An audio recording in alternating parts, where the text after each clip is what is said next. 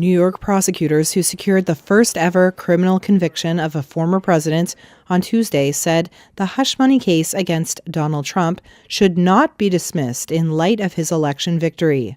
78-year-old Trump had been scheduled to be sentenced on November 26th, but Justice Juan Merchan last week put all proceedings on hold at the request of Manhattan District Attorney Alvin Bragg. And prosecutors raised the possibility of a 4-year pause in proceedings, which could resume after Trump leaves the White House. In May, a jury found Trump guilty of falsifying business records to cover up a $130,000 payment to adult film actress Stormy Daniels. The money was meant to buy her silence before the 2016 election about a sexual encounter she says she had with Trump. Trump denies the affair and pleaded not guilty at trial. He claimed the prosecution was politically motivated. But this is a pure case of voter intimidation and election interference. Trump's lawyers urged Merchan to dismiss the case, arguing that having it loom over Trump while he was president would cause what they called unconstitutional impediments to his ability to govern. His lawyers also argued his conviction should be vacated and the charges dismissed because of a U.S. Supreme Court's ruling in July. The justices decided presidents cannot be prosecuted over their official acts, and that evidence of their official acts cannot be used in trials over personal behavior. Bragg's office said that its case dealt with purely personal conduct. Falsification of business records is punishable by up to 4 years in prison. Before he was elected, experts said it was unlikely, but not impossible, that Trump would face time behind bars. Trump's victory over Democratic Vice President Kamala Harris in the November 5th election made the prospect of imposing a jail sentence politically fraught and impractical. U.S. President-elect Donald Trump said Tuesday he will nominate Wall Street CEO Howard Lutnick as head of the Commerce Department. That means the investment banker will lead Trump's trade and tariff strategy for the agency that has become the U.S. weapon of choice against China's tech sector. He is a longtime friend of Trump and supports his vision to bring manufacturing jobs back to the U.S. and promote cryptocurrencies.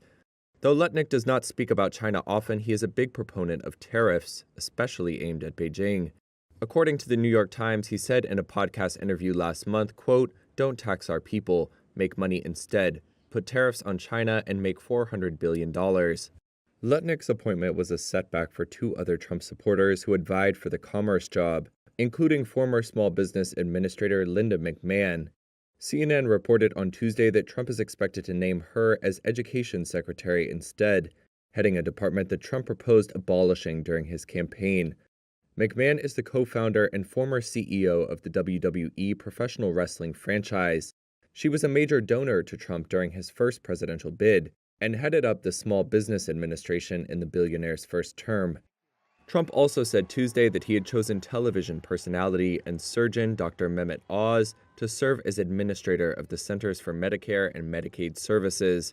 The wide-reaching agency has annual spending of $2.6 trillion and runs Medicare and Medicaid, which together provide health insurance for over 140 million Americans.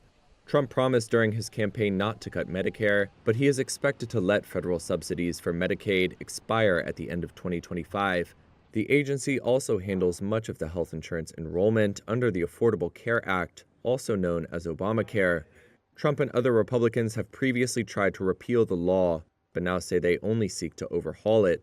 The president-elect said Oz would work closely with Robert F. Kennedy Jr., Trump's nomination to lead the Department of Health and Human Services. Ukraine used a U.S. missile system to strike deep into Russian territory for the first time on Tuesday. That's according to Moscow, which said Kyiv deployed what the U.S. calls the Army Tactical Missile System, or ATACMS. Russia said its forces shot down 5 or 6 missiles fired at a military facility in the Bryansk region, causing no casualties or damage. Ukraine said it had struck a Russian arms depot around 110 kilometers or 70 miles inside Russia and caused secondary explosions. It did not specify what weapons it had used. ATACMS have a range of 40 to 190 miles.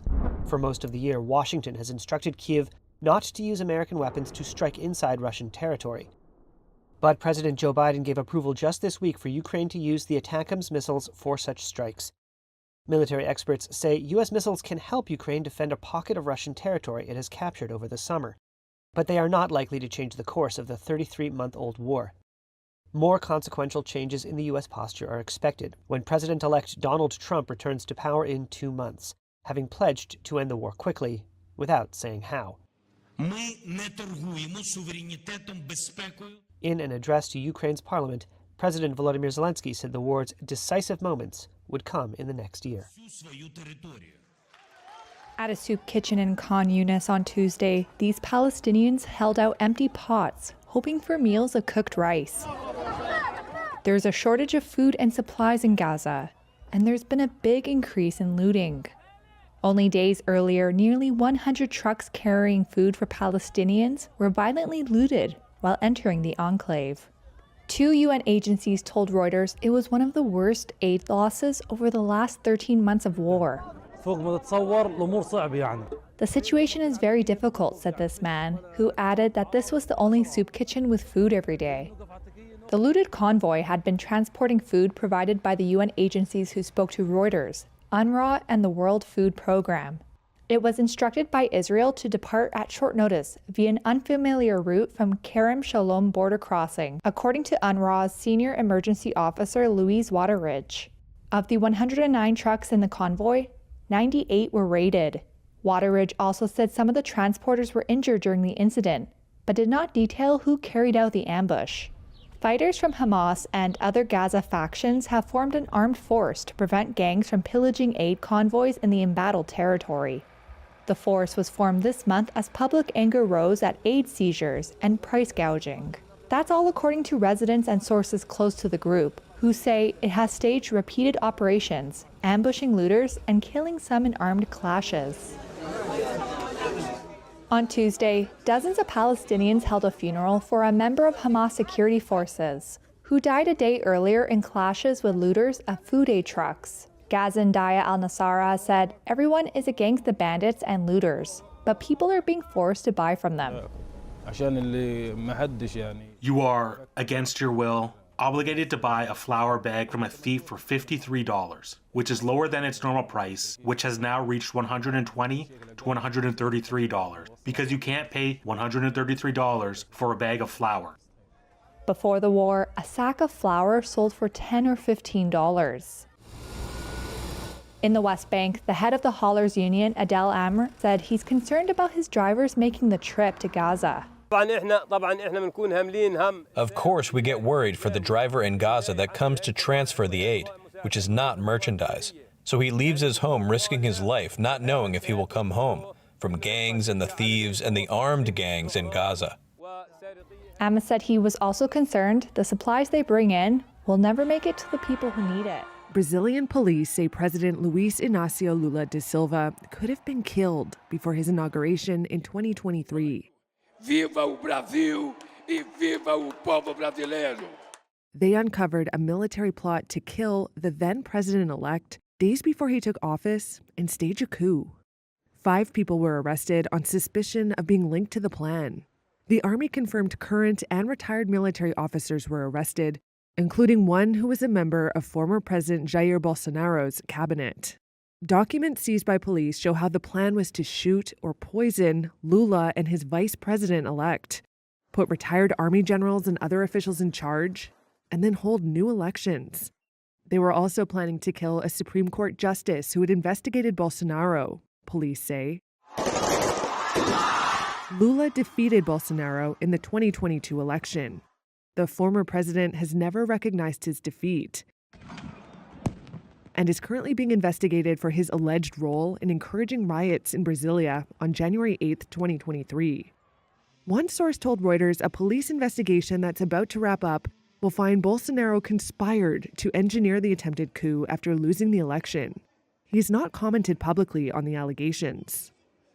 Expectant mother Vasha Jain says she stays indoors in New Delhi to avoid breathing the toxic smog covering northern India.